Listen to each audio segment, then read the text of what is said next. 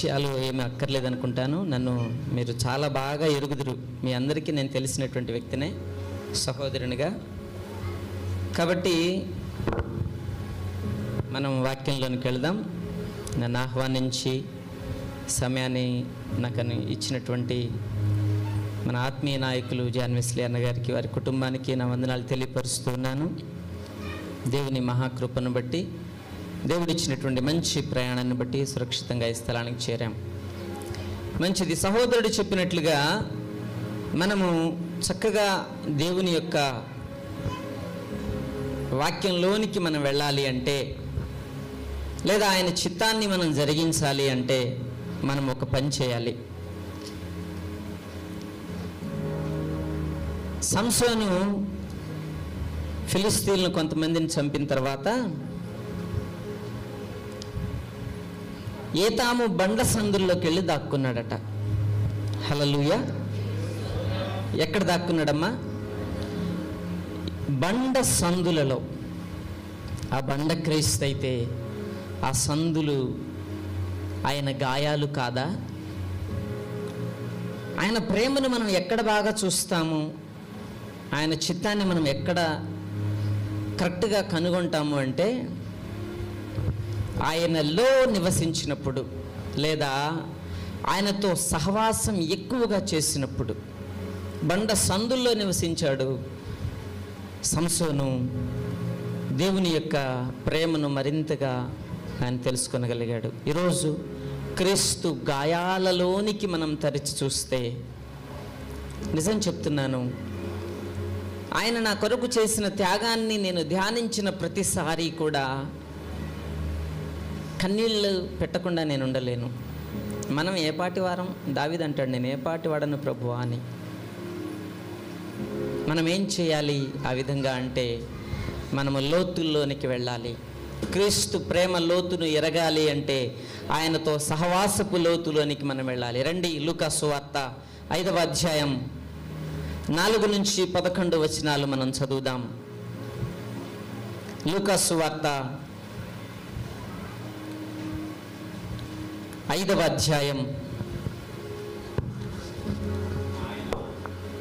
చదువు తమ్ముడు. ఆయన బోధించుట చాలించిన తరువాత నీవు దోణెను లోతునకు నడిపించి చేపలు పట్టుటకు మీ వలలు వేయుడని సీమోనుతో చెప్పగా, సీమోను, ఏలినవాడా, రాత్రంతయు మేము ప్రయాసపడితిమి గాని మాకేమీయును దొరకలేదు. అయినను నీ మాట చొప్పున వలలు వేతునని ఆయనతో చెప్పాను. చాలు తమ్ముడు. ఇక్కడ మనకి సందర్భం అంతా మనకు తెలుసు, చాలాసార్లు మనం ఈ మాటలు విన్నాం. అయితే ఆయన సముద్రపొడ్డుకి వెళ్ళి పేతురు యొక్క దోణి ఎక్కి, వీళ్ళేమో వలలు కడుక్కుంటున్నారు, ఇతనేమో కొంచెం లోపలికి నెట్టేసి ఆ దోణిలో ఎక్కి ప్రసంగం చేశారు. మంచి విషయాలను ప్రజలు విన్నారు. అలా బోధించడం అయిపోయిన తర్వాత ఇప్పటిదాకా ఎవరికి బోధించాడు అంటే వింటున్నటువంటి ప్రజలకు బోధించాడు. ఇకపైన తనకు శిష్యుడిగా ఉంటున్నటువంటి, అంటే ఉండబోతున్నటువంటి, అప్పటిదాకా కాదు, ఉండబోతున్నటువంటి వ్యక్తిని సిద్ధపరచుటకు ఆయన చేసినటువంటి పని, లేకపోతే అక్కడ మనం చూసినటువంటి సంఘటన ఆ విధంగా ఉంది. ఆయన బోధించడం చాలించిన తరువాత నీవు దోణెను లోతునకు నడిపించు అన్నాడు ప్రభు. హల్లెలూయా. ఇందాక మనం ఏమనుకున్నామంటే, క్రీస్తు ప్రేమ ఎరగాలంటే మనం ఆయన గాయాల లోతులలోనికి వెళ్ళాలి. ఒక భక్తుడు అంటాడు, నీతో గడిపే ప్రతిక్షణము ఆనంద భాష్పాలు ఆగవయ్యా. నిజంగా ఆయనతో గడిపే ప్రతి క్షణం ఆనందం ఒక పక్క, ఆనందంతో కూడినటువంటి కన్నీరు, ఆనంద భాష్పాలు తప్పకుండా వస్తాయి మనకి. లోతులకి వెళ్ళాలి. మనం ధ్యానం చేస్తూ లోపలికి వెళ్ళాలి. మనం ఏం చేస్తామంటే సహజంగా ఎవరైనా సరే ఆదివారం చర్చికి వస్తాం, ఇంటికి వెళ్ళిపోతాం. మళ్ళీ ఆదివారం దాకా మనకి మళ్ళీ దేవుని ఊస్తూ తెలియదు చాలామందికి.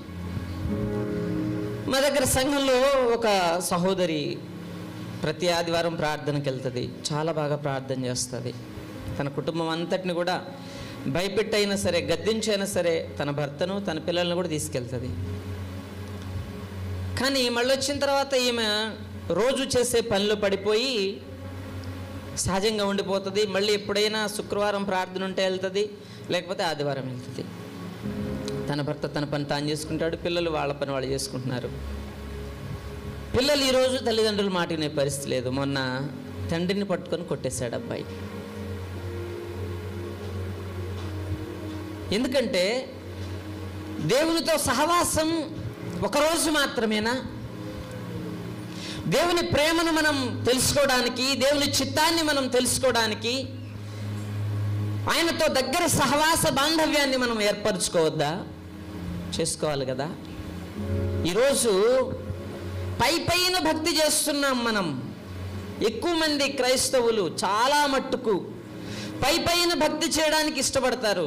మా దగ్గర ఒక పాస్టర్ గారు ఉన్నారు, సౌరి గారని. ఆయన అంటారు, సహజంగా ప్రజలట దేవాలయాల ముందు నుంచి వెళ్తున్నప్పుడు కానీ, లేకపోతే సహజంగా వాళ్ళు అనుకునేది ఏంటంటే, ఆయన దేవుడు, నేను ఒక దండం పెడతాను చాలు, అయిపోయి. దేవునికి ఒక దండం పెడితే సరిపోతుందా? ఒక్క నమస్కారంతో దేవునికి మనం రుణం తీర్చుకోగలుగుతామా? దేవుని రుణాన్ని మనం తీర్చుకోగలుగుతామా? అసలు అది కరెక్టేనా? వారు జస్ట్ దండం పెట్టి వెళ్ళిపోతారు, లేకపోతే వాళ్ళు చేసేది ఏదో చిన్న కార్యక్రమం చేసేసి వెళ్ళిపోతారు. సంవత్సరానికి ఒకసారి వెంట్రుకలు ఇస్తారు, సంవత్సరానికి ఒకసారి నిలువు దోపిడి ఇస్తారు, ఏదో ఒకటి చేస్తారు. మనం ఒకసారి చేస్తే సరిపోతుందా? నేను ఒక సాక్ష్యాన్ని విన్నాను. సహోదరులు అన్నారు, ఒక్క రాత్రంతా జాగారం చేస్తే చాలు, ఎంతటి దొంగైనా సరే ఆయన స్వర్గానికి చేరిపోతాడు అని. సంవత్సరానికి ఒక రాత్రి జాగారం చేస్తే స్వర్గానికి వెళ్ళిపోతే జీవితకాలం భక్తి ఎందుకు? అసలు లైఫ్లో ఒక్కసారి నేను ఇంకొక నెలలో చచ్చిపోతాననగా ఈరోజు గడిపితే సరిపోతుందా? లేకపోతే నా జీవితంలో ఒక రాత్రి గడిపాను నేను నా 16వ సంవత్సరంలో, ఇప్పుడు నాకు 43 సంవత్సరాలు, 16వ సంవత్సరంలో గడిపానంటే సరిపోతుందా? అది నన్ను తీసుకెళ్తుందా స్వర్గానికి అంటే లేదు. లైఫ్ లాంగ్ నేను నా భక్తిని కొనసాగించాలి, దేవుని యందు భయభక్తులు కొనసాగించాలి. పైన భక్తి కాదు కానీ లోతు కలిగినటువంటి భక్తిలోనికి మనం వెళ్ళాలి. ఇక్కడ యేసుక్రీస్తు ప్రభు దోనె మానవ జీవితానికి, మన జీవితానికి సాదృశ్యమైతే, సముద్రము దేవుని యొక్క ప్రేమకు లేకపోతే ఆయన ఔన్నత్యానికి సాదృశ్యమైతే, లోతుకు నడిపిద్దాం మనం మన జీవితాలను ప్రభు సన్నిధిలోనికి, లోతుకు నడిపిద్దాం. పైన భక్తి వద్దు మనకి. ఇందాక తమ్ముడు చెప్పారు కదా, ప్రభువా ప్రభువా అని పిలుచు ప్రతివాడు నాకు పాత్రుడు కాడు. ఎంత భయంకరమది. లోతునకు వెళ్ళకపోతే పైన ఒడ్డును మనకి ఏం దొరకవు. పెద్ద పెద్ద సముద్రాల్లో అయితే పెద్ద చేపలు పట్టడానికి లోతుకి వెళ్ళిపోతారు, లోపల సముద్రం మధ్యలోకి వెళ్ళిపోతారు, పెద్ద చేపలు పడతాయి వాళ్ళకి. అదే ఒడ్డు మీద కూర్చున్న వాళ్ళకి చేపలు దొరుకుతాయా? వచ్చిపోయే వాళ్ళకి ఒక్క చేప కూడా దొరకదు. మనం అలలను చూసి ఆశపడేవారిగా ఉన్నాం తప్ప, లోతుకెళ్ళి సంపాదించుకుందాం దేవుని యొక్క ప్రేమను, లేకపోతే భక్తిని సంపాదించుకుందాం, లేకపోతే పరలోక రాజ్యాన్ని సంపాదించుకుందాం, విలువైనది సంపాదించుకుందాం అనే అభిప్రాయం ఈ రోజుల్లో మనకు లేదు. లోతుతో ప్రభు చెప్తున్నారు, నీవు లోతుకు నడిపించు. పేతురుతో చెప్తున్నాడు ప్రభు, దోణిను లోతుకు నడిపించు. మన దోణెలను, మన జీవితాలను ప్రభు కొరకు లోతులోనికి వెళ్దాం, ప్రార్థన లోతుల్లోనికి వెళ్దాం, వాక్యం ధ్యానిస్తూ ఉన్నప్పుడు వాక్యపు లోతుల్లోనికి వెళ్దాం. వెళ్తేనే మనకు ప్రేమ అర్థమవుతుంది, దేవుని ప్రేమ. కొంతమంది క్రైస్తవులకి యేసుక్రీస్తు ప్రభు ఎందుకు భూమి మీదకి వచ్చాడు, ఎందుకు రక్తాన్ని కార్చాడు, ఆయన రక్తం ద్వారా ఎందుకు పాప విమోచన కలిగింది, దాని ద్వారా నీకేంటి లాభం, నీకేంటి ఒరిగింది అని అడిగితే ఏమో నాకు తెలియదు. నేను రోగం నుంచి, నాకు రోగం వచ్చింది, దాన్ని దేవుడు బాగు చేశాడు, నేను దేవుని దగ్గరికి వెళ్తున్నాను. రోగం బాగు చేయడానికి ప్రభు వచ్చాడా? రోగాన్ని వైద్యుడు ఎట్టి పరిస్థితుల్లో నయం చేయగలుగుతాడు. యేసుక్రీస్తు ప్రభుకు అసాధ్యం కాదు రోగాన్ని నయం చేయడం. ఒకవేళ రోగాన్ని నయం చేయాలి అని దేవుడు అనుకుంటే ఒక వైద్యుడిని పంపేవాడు అసాధ్యం కాని రోగాలన్నిటిని నయం చేయడానికి. కానీ మనిషికి ఉన్నటువంటి అత్యంత ప్రమాదకరమైన రోగం పాపం, దాన్ని నయం చేయడానికి, దాన్ని తొలగించడానికి తన రక్తాన్ని కార్చాలి గనక అది అవశ్యం, తప్పకుండా అవసరం గనకనే యేసుక్రీస్తు ప్రభు ఈ లోకానికి వచ్చాడు. ఈ సత్యం చాలా మందికి తెలియదు. వారు పైపైన భక్తిని చేస్తున్నారా, లోతు కలిగిన భక్తిని చేస్తున్నారా? మనం ఏ విధమైన మనల్ని మనం ఇప్పుడు ఎదుటోళ్ళని మనం విమర్శించొద్దు, ఎదుటోళ్ళని ఒక్క మాట కూడా అనొద్దు. ముందు ఇక్కడ పెట్టుకొని మనల్ని మనం అడుగుదాం, నేను లోతైన భక్తిని చేస్తున్నానా, పైపైన భక్తిని చేస్తున్నానా? లోతైన భక్తిని చేసినట్లయితే చాలా ఆశీర్వాదకరమైనటువంటి పరిస్థితులు మనకు వస్తాయి. యేసుక్రీస్తు ప్రభు లోతులోనికి నడిపించమన్నాడు పేతురుని దోణిని. పేతురు దోణిని లోపలికి లోతుకు నడిపించమన్నప్పుడు చాలా అద్భుతాలు చూసాం. మనం చదువుతున్నప్పుడు మనం గ్రహిస్తున్నాం ఆ మాటని.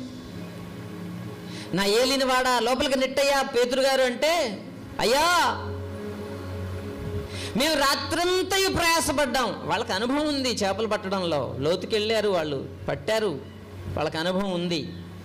మేము రాత్రంతా ప్రయాసపడ్డాం ప్రభువా, మాకేం దొరకలేదు. ఏమంటున్నాడు? మేము రాత్రంతా ప్రయాసపడ్డాం, మాకేం దొరకలేదు. ఏం దొరకలేదు ప్రభువా? పేతురు ప్రయాస మనకు కనబడుతుంది. రాత్రంతా చేపలు పట్టారు.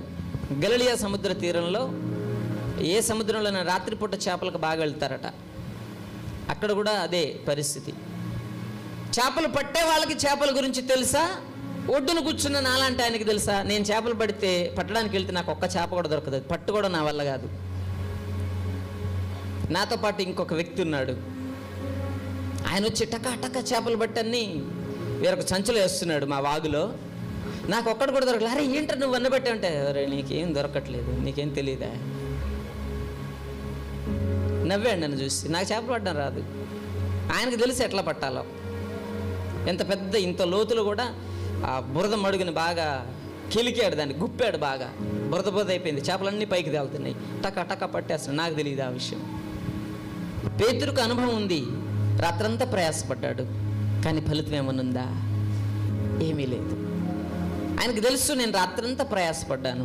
యేసుక్రీస్తు ప్రభు ఈయన నా ఏలినవాడు, ఇంత మంచి మాటలు చెప్పినటువంటి ఈ వ్యక్తి లోతునకు నడిపించు అన్నాడు, తర్వాత వలవేయి అన్నాడు కదా. ప్రభువా మేము రాత్రంతా ప్రయాసపడ్డాం, కానీ నీ మాట చొప్పున నేను వల వేస్తాను. హల్లెలూయా. రాత్రంతా ప్రార్థన చేస్తాం మనం, పగలంతా బైబిల్ చదువుతాం మనం. దేవుని మాట చొప్పున జీవిస్తున్నామా లేదా? ఆయన చేయమన్నది చేస్తూ, వెళ్ళమన్న చోటకు వెళుతూ, చేయొద్దు అన్నది చేయకుండా మనం ఆగలుగుతున్నామా? అంటే ఆయన ఆజ్ఞను పాటించగలుగుతున్నామా? లోతునకు నడవాలి. రాత్రంతా ప్రయాసపడ్డాడు పాపం పేతురు, ప్రయాసపడ్డాం మనం కూడా. కానీ ఆయన చిత్తం చొప్పున, నీ మాట చొప్పున వల వేస్తాను. ఇది మనం దేవుని చిత్తానికి, దేవుని మాటకు మనం లోబడవలసిందే. ఆయన మాటకు గనక మనం లోబడలేకపోతే ఎంత భక్తి చేసిన, తెల్లార్లు ప్రార్థించిన. సత్యనివాస్ అన్న గారు ఒక మాట చెప్తారు, మొన్న మీటింగ్, యూత్ మీటింగ్ అప్పుడు చెప్పారు. ఆయన ఒక వ్యక్తి అట 24 గంటలు బైబిల్ చదవమన్నా చదువుతాడట. చదివి చదివి చదివి చివరికి పిచ్చోడైపోయాడు పాపం. చదివాడు కానీ దాని సారాన్ని సరిగ్గా గ్రహించలేకపోయాడేమో.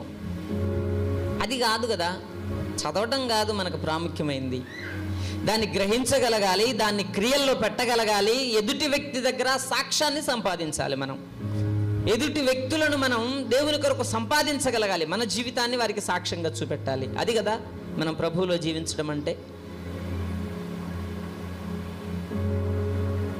లోతులోనికి మేము ప్రయాసపడ్డాం ప్రభువా, అయినా నీ మాట చొప్పున వల వేస్తాం. నేను ఈ వాక్యాన్ని ధ్యానిస్తున్నప్పుడు 12 అంశాలు రాసుకున్నాను. నాకు ప్రభు 12 అంశాలను ఇచ్చాడు. 12 చెప్తే మనకు 12 అయింది ఆల్రెడీ. ఎంత అవుతుందో తెలియదు. 2 అంశాలు ఇప్పుడు మనం మాట్లాడుకున్నాయి, ఇంకా 10 ఉన్నాయి. కొంచెం కొంచెం టచ్ చేసి మనం ముందుకెళ్దాం. నీ మాట చొప్పున వల వేస్తాను అన్నాడు కదా. ప్రభు మాట ఎప్పుడన్నా మనం విన్నామా? నేను దేవుని దగ్గరికి వచ్చినటువంటి కొత్తలో నేను తోమ లాంటి వాడిని అనమాట. గాయంలో ఏలు పెడితే కానీ నమ్మను నేను ఏదైనా సరే. సాక్ష్యాలు ఆధారాలు లేకుండా నేను యేసుక్రీస్తు ప్రభుని నమ్మలేదు. అంతటి దారుణమైనటువంటి మనస్థితి నాది. దేవుని దగ్గరికి వచ్చిన దేవుడు మాట్లాడతారట కదా, నాతో మాట్లాడు అని నా మనసులో ఓకే అదే అనేవాడిని. నాకెందుకో తెలియదు, కొన్నాళ్ళ పాటు 3:30కి మెలకు రావడం స్టార్ట్ అయింది. అలారం పెట్టకుండా 3:30కి లేచేవాడిని. లేచిన తర్వాత ఏం చేయాలో తెలియదు, ప్రార్థన ఏదో మోకరించి తెల్లారిన దాకా ఏదో గొనుగుతున్నట్టు స్తుతిస్తున్నట్లు అట్లనే ఉండేవాడిని. కొన్నాళ్ళ తర్వాత నేను ప్రభు యొక్క కృపతో ఒక అనుభవాన్ని సంపాదించాను. అదేంటంటే, ఒకసారి నేను పడుకున్నాను. నైట్ అంతా 12:30 దాకా ప్రార్థనలో ఉన్నాం. ఆ తర్వాత పడుకున్న తర్వాత ప్రభు అంటే 3:30 ఆ టయానికి ఎవరో వచ్చి నన్ను లే లే లే లే అని తడుతున్నట్లుగా అనిపించింది. నన్ను ఎవరు తడతారు? నిద్రలోనే ఉన్నాను, మగతగానే ఉంది, నిద్రలోనే ఉన్నాను. నాకు అది కనపడుతున్నది, ఎవరో తడుతున్నట్టుగా నాకు అనిపిస్తుంది, స్పర్శ తెలుస్తుంది. నేను అంటున్నాను, ఇప్పుడే కదా ప్రభు పడుకుంది, 12:30 దాకా నీ దగ్గరే ఉన్నాం కదా, కాసేపు పడుకొని 1 గంట పడుకుంటాను, 3:30 అయింది కదా, 4:30 దాకా పడుకుంటానంటే లే లే లే లే లే లే అని తడుతున్నారు ఆయన. నేను లేవట్లేదు. 3 సార్లు తట్టారు. బాగా జ్ఞాపకం అది నాకు, నిన్న జరిగినట్లుగానే అనిపిస్తుంది ఆ అనుభవం నాకు. లేవట్లేదు. మా పాస్టర్ గారు, మా ఆత్మీయ తండ్రి గారు వాళ్ళ ఇంటి దగ్గర ఉన్నాం ఆ రోజు. ఆయన 2ంటికి లేచి వెన్నీళ్ళు పెట్టుకొని స్నానం చేసి ప్రార్థనలు గడిపి ఆదివారం తెల్లారి, శనివారం నైట్ జరిగింది, శనివారం నైట్ అక్కడ ఉన్నాం, ఆదివారం ఉదయం అన్నమాట జరిగింది. లేచి రెడీ అవుతారు. ఆయన 3:30 టయానికి వెన్నీళ్ళు పెట్టుకోవడానికని వెన్నీళ్ళు పెట్టుకొని మళ్ళీ ఇంట్లో నుంచి బయటకు వస్తూ జారి మెట్ల మీద పడిపోయాడు. నేను పడుకున్నాను, నేను లేవకూడదు కదా, కానీ నాకు అంతా తెలుస్తుంది. నేను లేచి గబుక్కులు లేచి పడ్డారండి అంటే, పడ్డాను కానీ నువ్వేంది మేలుకున్నావంటే, నాకు మెలకు వచ్చిందండి ఇట్లా జరిగింది అంటే, లేచి ప్రార్థన చేస్తే బాగుండేది కదా, నువ్వు ప్రార్థిస్తే నేను పడకపోదునో ఏమో, నిన్ను ఎట్లయినా లేపాలని నన్ను పడేశాడేమో దేవుడు అన్నాడు ఆయన. ఇట్లా కూడా ఉంటుందా అనిపించింది నాకు. ఇట్లాంటి అనుభవాలు ఒకసారి ఒక వచనాన్ని చూపించి మాట్లాడుతున్నారు ప్రభు. నేను ప్రార్థించట్లేదు, బద్ధకం వేసింది, పడుకున్నాను. ఎఫెసీ 5:10 అని, పూర్వమందు మీరు చీకటి అయి ఉన్నారు కానీ నేడు క్రీస్తునందు వెలుగై ఉన్నారు కనుక వెలుగు సంబంధమైన క్రియలు చేయండి అని ఉంటుంది అక్కడ. ఇలాంటి అనుభవాలు చాలా ఉన్నాయి.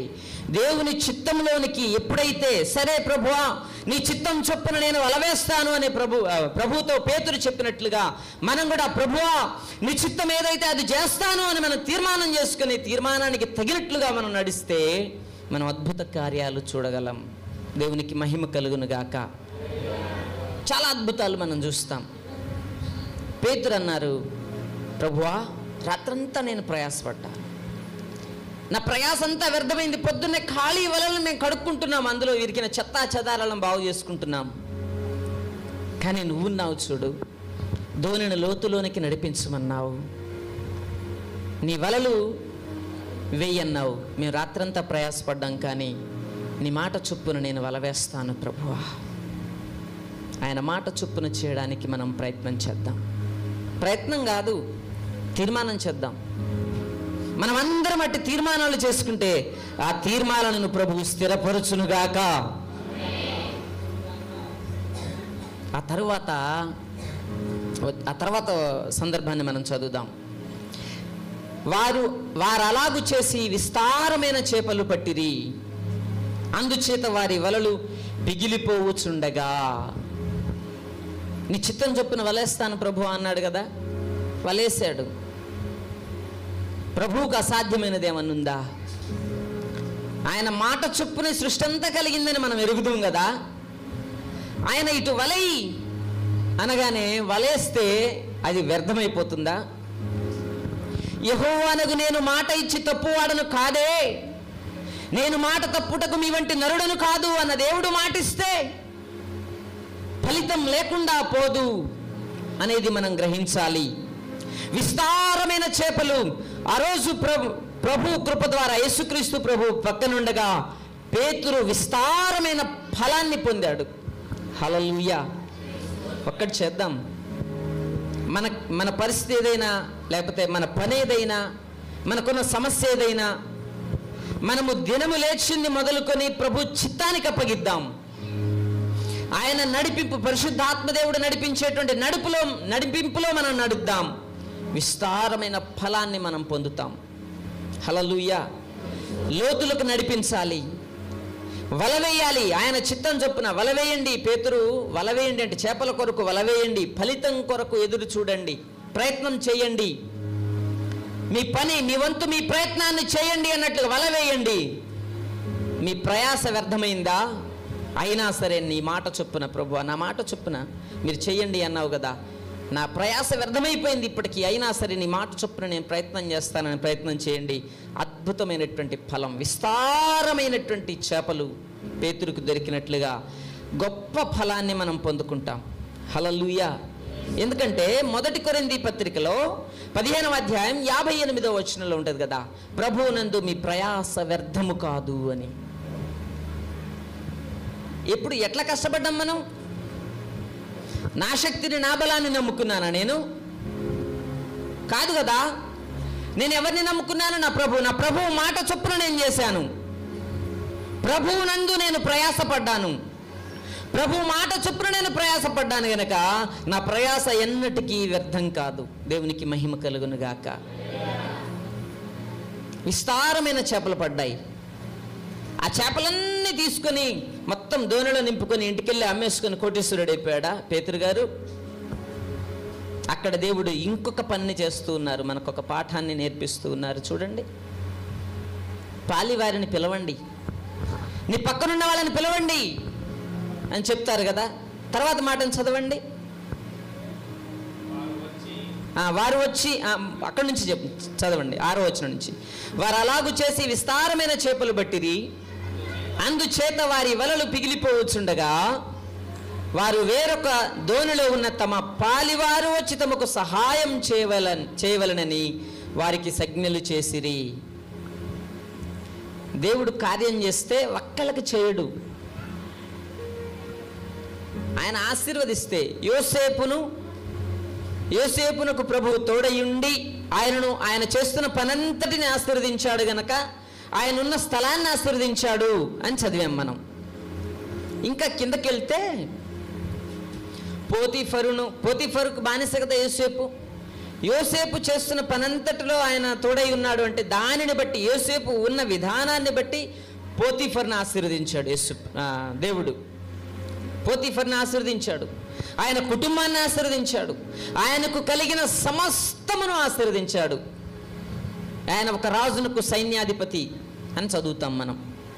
రాజు తర్వాత అంతటి అధికారము కలిగినటువంటి వ్యక్తి ఆయన. ఆయన చంపడానికి కత్తి తీస్తే ఎవరు ఆపలేరు, ఒక రాజు తప్ప. కానీ ఆయనకు కలిగిన సమస్తాన్ని, అంటే ఆయన అధికారంలో కూడా దేవుని ఆశీర్వాదం ఉంది కదా. దేవుడు మనల్ని ఆశీర్వదించడం మొదలు పెడితే మనలను బట్టి మన వారందరికీ ఆశీర్వాదమే. సారేపతి విధవరాలను మనం చూస్తాం కదా, ఆమె ఆ ఒక్క పూటకి చేసుకుని తన కుమారుడు తిని చచ్చిపోవాలనుకుంది. అక్కడికి దైవజనుడు వెళ్ళినప్పుడు ఆయన అన్నాడు, ముందు నాకు ఒక అప్పం చేసి, నాకు ఒక రొట్టెని చేసి తల్లి, ఆ తర్వాత నువ్వు నీ కుమారుడు చేసుకొని తినండి అన్నారు. అంటే వాళ్ళు అమ్మ, అంటే తల్లి కొడుకులు ఇద్దరు ప్లస్ దైవజనుడు ఏలియా గారు, వీళ్ళు ముగ్గురే తిని బతికారా? ఈయన దగ్గర సమృద్ధి ఉంది, లోకం అంతా కరువు ఉంది, ఆ రాజ్యం అంతా. ఎంతమంది, నేను నీ బంధువుని, అరే నేను నీకు రక్త సంబంధిని, నేను బాబాయిని, నేను మీకు తాతయ్యని, అది ఇది అని ఎంతమంది వచ్చి తినుంటారు? అందరికీ ఆశీర్వాదంగా మార్చబడింది కదా సారేపతి విధవరాలు. ఇక్కడ కూడా పాలివారిని పిలిచేంతగా ఆశీర్వాదం. మన దోణి నిండడం కాదు, మన వాళ్ళ దోణెలు కూడా నిండుతాయి. మన జీవితాలు కాదు, మన వారందరి జీవితాలు ఆశీర్వదించబడతాయి. హల్లెలూయా. పాలివారిని పిలుచుట, ఐక్యతగా ఉండాలి. మనం గలతీయులకు రాసిన పత్రికలో చూస్తాం 6:2. గలతీయులకు రాసిన పత్రిక 6వ అధ్యాయం 2వ వచనం చదవండి.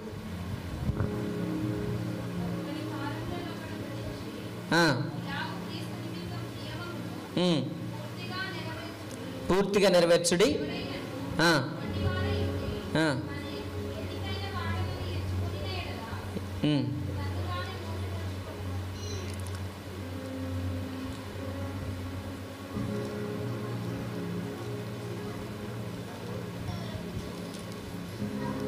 ఇది నియమం అని ఉంటుంది కదమ్మా, అందులో చదవండి అది ఒకసారి.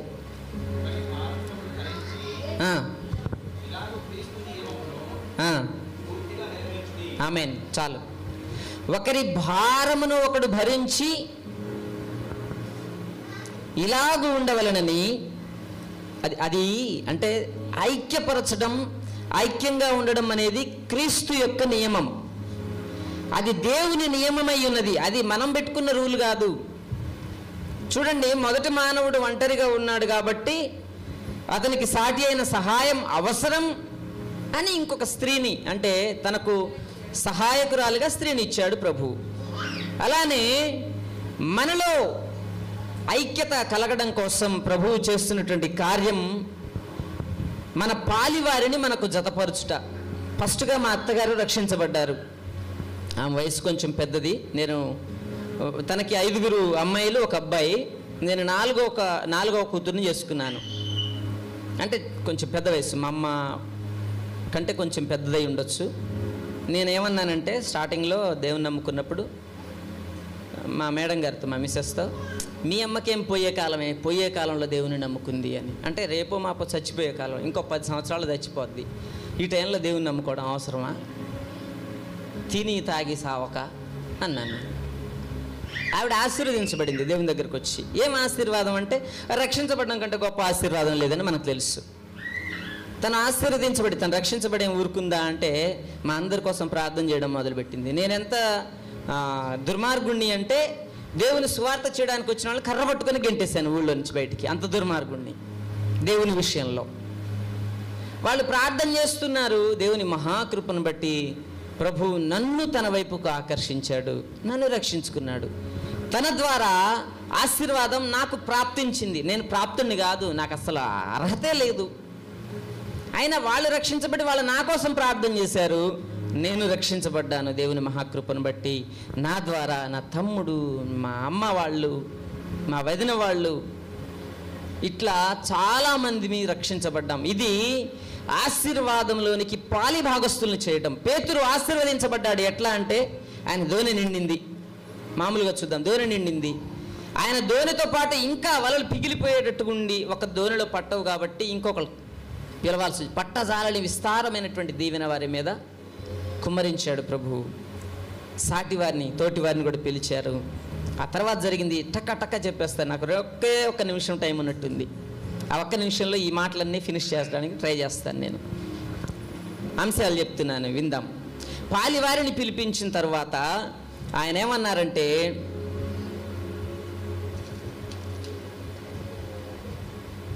ఆ తర్వాత ఏం జరిగింది అంటే, వేరొక దోణిలోనున్న తమ పాలివారు వచ్చి తమకు సహాయం చేయవలనని వారికి సంజ్ఞలు చేసిరి. వారు వచ్చి 2 దోణులు మునుగునట్లుగా నింపిరి. సీమోను పేతురు అది చూచి, ఆ గొప్ప కార్యాన్ని చూచి, జాగ్రత్తగా విందాం. ఆ గొప్ప కార్యాన్ని చూచి సీమోను పేతురు యేసు మోకాళ్ళ ఎదుట సాగిలపడి, ప్రభువా నన్ను విడిచిపోము, నేను పాపాత్ముడని చెప్పెను. లోతునకు వెళ్ళిన తరువాత దేవుడి చిత్త ప్రకారంగా చేసినటువంటి పనిని బట్టి పేతురు యొక్క ఆత్మీయ నేత్రాలు వెలిగింపబడ్డాయి. నా ప్రయాస వ్యర్థమైంది, అయినా నీ మాట చొప్పున చేస్తానన్నారు. చేశాడు. గొప్ప ఫలాన్ని చూశాడు ఆయన. దాన్ని నేనొక్కడిని అనుభవించడానికి సాధ్యం కానంతగా ఉంది. నా గిన్నె నిండి పొర్లుచున్నదని దావీదు చెప్పినట్లుగా, కీర్తనకారుడు చెప్పినట్లుగా, ఇంతటి ఆశీర్వాదం నా పాలివారిని భాగస్తులు చేస్తాను అనుకొని చేసి ఆ 2 దోణెలు నిండి మునిగిపోయేంతగా నిండియాయట. అప్పుడు మనుష్య మాత్రుడు చేసేటువంటి పని కాదిది అని తెలుసుకున్నాడు. దేవుని దగ్గరికి వచ్చిన ఎవరైనా సరే ఫస్ట్ వారికి ఉన్న బాధలను బట్టి ప్రభు దగ్గరికి వస్తాడు. నేను కూడా మా మిస్సెస్కి బాగాలేదు, తను చనిపోయే పరిస్థితిలో ఉంది అనుకొని తను బ్రతికించుకోలేక ఈ చేతగాని బతుకు నాకెందుకు, నేను చచ్చిపోదాం, నేను చావుకు ప్రయత్నం చేసి చివరికి దేవుని చేతిలో చిక్కాను. నా బాధ అట్లా. కానీ లోతునకు వెళ్ళే కొద్దీ, దేవుని దగ్గరికి వచ్చిన తర్వాత లోతునకు నడిచే కొద్దీ ప్రభు ప్రేమ నాకు అర్థం అవసాగింది. కొన్నాళ్ళు నేను అట్లనే ప్రార్థనకి వెళ్ళాను. ఆ తర్వాత అనిపించింది, ప్రభు నా కొరకు ఇంత త్యాగం చేశాడా, అసలు దేవుడు ఈ భూమి మీదకి రావటంలో ఆయన చిత్తం ఇంతుందా, ఆయన తన రక్తాన్ని కార్చాడు అంటే ఏదో సహజంగా అందరితో పాటు అనుకున్నాను, కానీ ఆ రక్తం కార్చటంలో నా కొరకు కూడా ఉందా ఆయన రక్తాన్ని కారవటంలో అనిపించింది నాకు. అప్పుడు అనిపించింది, నిజంగా నేను అర్హుణ్ణి కాదు ప్రభువా, కానీ నువ్వెంత గొప్పోడివి, ఎంత మంచివాడవయ్యా, కానీ నేను పాపాత్ముడిని, నేను అర్హుణ్ణి కాదు ప్రభువా అని పశ్చాత్తాపముతో మారు మనసుతో ప్రభువుని వద్ద మోకరించి ప్రార్థించడం మొదలుపెట్టాను. పేతురుకు అదే అనుభవం ఎదురైంది. ఆయనకు ముందు ఎదురైంది యేసుక్రీస్తు ప్రభు భూమి మీద ఉన్నప్పుడు. ఆ తర్వాత 2000 సంవత్సరాల తర్వాత కానీ నాకు అనుభవంలోనికి రాలేదు. నా జీవితంలో 35 ఏళ్ళు గడిచిన తర్వాత, దాదాపు 32 ఏళ్ళు గడిచిన తర్వాత కానీ నేను దేవుని దగ్గరికి రాలేదు. 10 సంవత్సరాలు నేను ప్రభువుని ఎరిగి, గడిచిన 10 సంవత్సరాల క్రితం కానీ నాకు దేవుని ప్రేమ అర్థం కాలేదు. దేవుని యొక్క గొప్ప కార్యాలు మనం జీవితంలో చూస్తాం సహజంగా ప్రార్థనకు వచ్చి.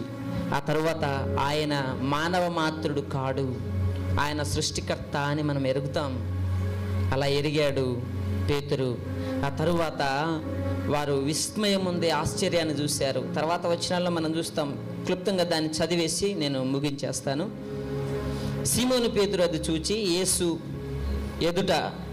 యేసు మోకాళ్ళ ఎదుట సాగిలపడి, ప్రభువా నన్ను విడిచిపోము, నేను పాపాత్ముడని చెప్పెను.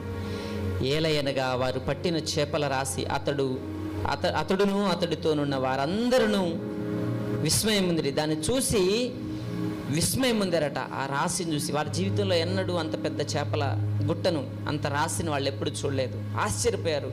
ఆశ్చర్యకార్యాలు చేసే దేవుడు ఆశ్చర్యం చేసినప్పుడు మనం ఊహించలేము. అసలు అంత గొప్ప కార్యాలు ఆయన చేసినప్పుడు చాలా ఆశ్చర్యం, విస్మయం ఉందే కార్యం. లోతులోనికి వెళ్ళినప్పుడు జరిగినటువంటి కార్యాలు ఇవి. విస్మయం ఉందేటువంటి కార్యాన్ని వారు చూశారు. ఆ తరువాత యేసుక్రీస్తు ప్రభు ఎదుట పేతురు పశ్చాత్తాపపడ్డట్టుగా మనం చూస్తూ ఉన్నాం. తనతో పాటు తన వారికి కూడా ప్రతిఫలం దక్కింది. నేను ఒక్కడిని ఇందాక అనుకున్నాం కదా, నా కుటుంబంలో ముందు మా అత్తగారు రక్షించబడ్డారు, తద్వారా ఆశీర్వాదం, ఆ రక్షణ అను ఆశీర్వాదం నాకు లభించింది. అలా మన ద్వారా ఇంకా అనేకులు, మన ఒక్కరి ద్వారా, ఒక వచనం ఉంటుంది కదా, మీలో ఒంటరి అయిన వాడు 1000 మంది అగును. ఎట్లా అవుతారు 1000 మంది పిల్లల్ని ఎక్కడ కంటాం మనం? కాదు, మన ద్వారా వ్యాపిస్తుంది. కరోనా ఒక్కరికి ఎక్కడో చైనాలో ఒకళ్ళకి వచ్చి ఉండదు, ఫస్ట్ అందరికి వచ్చింది, ప్రపంచమే స్తంభించిపోయేంతగా అయిపోయింది. రక్షణ కూడా అంతే కదా, మనకు వచ్చిన తర్వాత మన వారికి అందరికీ వ్యాపిస్తుంది. అదొక మంచి అంటువ్యాధి కదా, మంచిది, అది చాలా మంచిది. దానివల్ల ఏ నష్టం లేదు, మన ఆత్మలను రక్షించుకోవడం అనే లాభం తప్ప, అదే లాభం మనకి. ఆ తర్వాత తనకు తన వారందరికీ ప్రతిఫలం దక్కి 2 దోణెలు నిండాయి. ఆ తర్వాత దేవుడు వారికి అభయం ఇచ్చాడు. ప్రభువా నన్ను విడిచిపోము, నేను పాపాత్ముడని చెప్పిన. ఏలనగా వారు పట్టిన చేపల రాశి రాశికి అతడును అతడితో ఉన్న వారందరూ విస్మయముందిరి. అలాగున సీమోనుతో కూడా పాలివారైన జబదయి కుమారులకు యాకోబును యోహానును విస్మయముందిరి. ఆ తర్వాత అంటున్నాడు యేసుక్రీస్తు ప్రభు, అందుకు యేసు భయపడకుము, ఇప్పటి నుండి నీవు మనుష్యులను పట్టు వాడవయ్యుందు అని సీమోనుతో చెప్పెను. వారు దోణెలను దరికి చేర్చి సమస్తమును విడిచిపెట్టి ఆయనను వెంబడించిరి. దేవునికి మహిమ కలుగునుగాక. వారు విస్మయం పొందారు, పశ్చాత్తాపపడ్డారు. తర్వాత ప్రభు అన్నాడు, నేను పాపాత్ముడను ప్రభువా అని పేతురు అన్నప్పుడు, మరేం భయం లేదు, భయపడకు, భయపడకు అని చెప్పే దమ్ము మనలో ఎవరికి లేదు, ఒక యేసుక్రీస్తు ప్రభుకు తప్ప. ఆయన భయపడకు అంటే ఆయన మనతో పాటే ఉన్నాడు, లేకపోతే నీకేం కాదు నేను చూసుకుంటాను అని అభయం ఇచ్చినట్లు. నేను ఇక్కడుండి మా అమ్మాయికి భయపడకు అంటే, మా చిన్నమ్మాయి కానీ పెద్దమ్మాయికి కానీ, వాళ్ళు ఎందుకు భయపడకుండా ఉంటారంటే కష్టం, అసలు కుదరదాటి భయపడతారు వాళ్ళు, ఎందుకంటే నేను వాళ్ళతో పాటు లేను. భయపడకు అని చెప్పి వాళ్ళని భయపడకుండా ఉండడానికి నేనేం చేయలేను, కానీ నా ప్రభువు మాటిస్తే నువ్వు భయపడకు అంటే అనుక్షణం ఆయన నాతో ఉండి నన్ను నడిపించే దేవుడు అని నేను నమ్ముతున్నాను. మనమంతా కూడా అదే నమ్ముతున్నాం. ఆ తరువాత ఆయన అన్నారు, ప్రభు నీవు మనుషులను పట్టుజాలరి. పరిచర్య యొక్క పిలుపు. ప్రతి మనిషికి ప్రభు పరిచర్య యొక్క పిలుపిస్తాడు. ఏదో ఒక పని, సంఘంలో నువ్వు చేసేటువంటి ఏదో ఒక పని నీ కొరకున్నది, చేయాల్సిందే అది. తద్వారా నీవు మంచి ఫలాన్ని పరలోకంలో పొందుకుంటావు. యుద్ధం చేసేవాడికి ఎంత జీతమో, గుడారంలో ఉండి వంట చేసేటువంటి వారికి, భోజనం పెట్టేవారికి కూడా అదే ప్రతిఫలం, అదే జీతం ఇస్తారు కదా. ప్రభువు కూడా నిలబడి వాక్యం చెప్పేటువంటి నాకు ఏ ప్రతిఫలాన్ని ప్రభు ఇస్తాడో, నా కొరకు ప్రార్థించి నా కొరకు ప్రయాసపడి నేను సౌకర్యంగా ఉండడానికి నువ్వు చేసే పని కావచ్చు, లేకపోతే సంఘంలో ఇట్టి విధంగా వచ్చి మాట్లాడడానికి ఈ పరిచయం చేసినటువంటి ప్రతి ఒక్కరికి, లైటింగ్ పెట్టినా, సిస్టమ్ పెట్టినా, మ్యూజిక్ ప్లే చేసినా, చాపలు వేసినా, ఊడ్చినా, ఏం చేసినా సరే దాని ప్రతిఫలం తప్పకుండా ఉంటుంది. దానివల్ల ఆత్మలు రక్షించబడతాయి. ఈ వాక్యం ఎవరిని కదిలిస్తుందో తెలియదు, ఎవరి హృదయాన్ని తాకుతుందో తెలియదు, కానీ ఆ ప్రతిఫలంలో మీ యొక్క ఫలం తప్పకుండా ఉంటుంది అనేది జ్ఞాపకం చేసుకోండి. దేవునికి మహిమ కలుగునుగాక. ఆ తరువాత యేసును వెంబడించడం, ఇది చాలా అద్భుతమైంది. ఈ విషయాన్ని గనక మనం ధ్యానిస్తే, ఇంకొంచెం ధ్యానిస్తే, ఈ ఒక్క విషయాన్ని మనం 2-3 గంటలు ధ్యానం చేయొచ్చు. కానీ ఒకే ఒక్క మాట చెప్తాను. అంతగా దేవుని ఎరిగి దేవుని వైపుకు తిరిగినటువంటి వ్యక్తులు సమస్తాన్ని విడిచిపెట్టడానికి పెద్ద ఆలోచిస్తారా? ఏమున్నా ఏమి లేకపోయినా నువ్వుంటే చాలు ప్రభువా, నువ్వుంటే చాలు. పరిచర్యలోనికి రాకముందు నాకు 2 అమ్మాయిలు ప్రభువా, ఒక్క అమ్మాయి కూడా పెళ్లి చేయలేదు నేను, నా వల్ల కాదు, వాళ్ళకి పెళ్ళిళ్ళు చేసేసి నెమ్మదిగా వస్తలే అని అంటే, లేదు నువ్వు రావాలి పరిచర్యకి, ప్రభు ప్రేరేపణ కలుగుతుంది.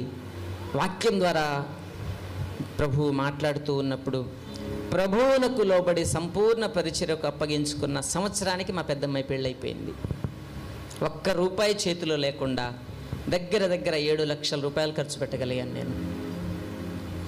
ఇది ఎలా సాధ్యమంటే, నేను అనుకుంటే అది సాధ్యపడలేదు, నా దేవుడు అనుకున్నాడు కనుక అది సాధ్యపడింది. ఆ తర్వాత నాకు అనిపించింది, నిజంగా ఎంత గొప్ప దేవుడు అయ్యా, ఇంకో అమ్మాయి గురించి చింత నాకెందుకు, నువ్వు చూసుకుంటావు కదా, నువ్వు నడిపిస్తావు, నువ్వు చేస్తావు కార్యమంతా, నాకెందుకు, నేను పూర్తిగా నీ సేవలోనే ఉంటాను. ప్రభు ప్రేమను లోతుగా రుచి చూచిన వాడు యేసుక్రీస్తుని తప్ప ఇంకెవరిని వెంబడించడానికి ఇష్టపడడు. ఈ లోకాన్ని అనుకరించడానికి కానీ, లోకంలో చేసేటువంటి క్రియలకు పాలివాడిగా మారడానికి కానీ అస్సలు ఇష్టపడడు. ఎందుకంటే ఆయన గురి, ఆయన లక్ష్యం ప్రభు అయిన యేసుక్రీస్తు ఒక్కరే. హల్లెలూయా. యేసుక్రీస్తు ప్రభువుని వెంబడించడం అంటే ఇన్ని రకాలుగా, ముందు మనం లోతుగా వెళ్తే తప్ప ప్రభు ప్రేమను అర్థం చేసుకోలేం. ప్రభు ప్రేమను అర్థం చేసుకుంటేనే తప్ప మనకి ఈ విధమైనటువంటి నిర్ణయం, ఈ తీర్మానాల్ని మనం తీసుకోలేం. ఇలా మనం ఉండాలి అంటే సహోదరుడు చెప్పినట్లుగా, నువ్వేం చేసావు, నువ్వు ఎలా బ్రతికావు, నువ్వు ఎవరి కోసం బ్రతికావంటే, నా కోసం బ్రతికానయ్యా, నాకు 2 ఎకరాల చేను ఉంది, దానికోసం బ్రతికాను, నా 2 అమ్మాయిల కోసం బ్రతికాను, నా భార్య కోసం బ్రతికాను, మా మనవరాలు చాలా ముద్దుగా ఉంది, మీలో చాలామందికి తెలుసు, నేను వాడి కోసం బతికాను అంటే కుదరదు. అక్కడ నా వరకు నేను చెప్తున్నాను, ప్రభువా ఇదిగో నీ కోసం ఇలా బ్రతకగలిగాను ప్రభువా, ఎన్నిక లేనివాడను, దీనుడను, అయోగ్యుడను అయినప్పటికీ నీవు నన్ను ప్రేమించావు, ఇలా చేయమన్నావు కనుక ఇది ఇలా బ్రతకగలిగాను అని దేవుని సన్నిధిలో చెప్పడం కంటే గొప్ప ధన్యత నాకు లేదు. అలా చెప్పడం కంటే గొప్ప ధన్యత మీకునూ లేదు. అలా బ్రతుకుదాం. అలా బ్రతికి దేవుని మహిమ కొరకు మనం నిలబడదాం. దేవుడు పేతురు ఆ సందర్భంలో చెప్పినటువంటి మాటలను బట్టి వారిని బలపరిచినట్లుగానే ప్రభు మనల్ని బలపరుస్తూ ఉన్నాడు. దేవుడి మాటలు దీవించునుగాక. ఆమేన్.